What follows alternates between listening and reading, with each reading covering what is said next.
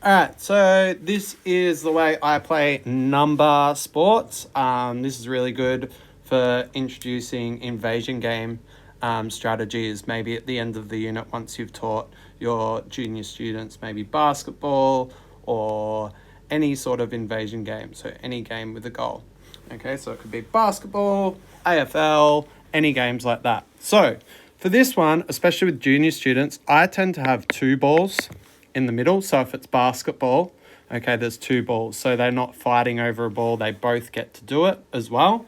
Maybe if you're calling out multiple numbers, you might have two balls, okay? Or you could have one and they can share it, trying to work it up the court.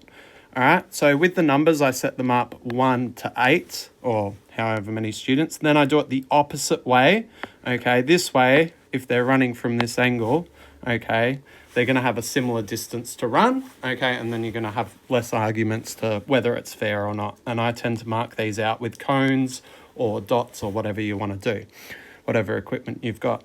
So once you say yell out number 1, they come and grab a ball. I tend to put it on a cone that can hold a ball, okay, or you could have a container in there or whatever you want to do. So they grab the ball, and if it's basketball, they might have to start dribbling it, or if it's junior students, they can just run with the ball, and they got to try and shoot it in the goal, and you can make it that they either have to hit the ring or they have to get it in. It depends on what level your students might be, okay? And then I tend to have like sort of a time limit in my head, maybe 60 seconds. Now, once one student gets it in or you decide to finish the game, okay, I blow the whistle, and that means stop. So they have to get the ball, come all the way back, put it on the cone, and then get back to their spot. So you can get a point for getting the ball in the ring if you're shooting, or you can get a point from being the first student back to your group. So there's 2 points to hand out. That way, if, say, one team has a lot better shooters than the other team, they've still got a chance to get a point and they've still got a chance to win, okay? And it brings a bit of strategy into the game as well. And it forces them to come back quickly so the game can run smoothly and everyone can get a shot.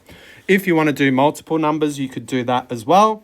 And that way there could be more points. So if they get one goal in and the other team gets 2, they still get 1 point as well. With this as well, you might have a situation where you want to make it versus. So say maybe you're doing hockey and they have hockey sticks. I don't tend to give them a hockey stick. I tend to put the hockey stick in the goal, and then they run to get the hockey stick and then run to try and get the ball and then try to score that way. So if you want to do it with one ball in the middle, okay, to make it a bit simpler for junior students, you can have access to all of them ball. That way they all get to practice how to shoot as well. It maybe depends where your class is up to. All right, so that's how I play number sport for any sort of invasion game. And I think it's a good way to get students to get used to rules, get used to invasion game strategies, and maybe you could bring a whiteboard and give them some strategies of how to play as well. Okay?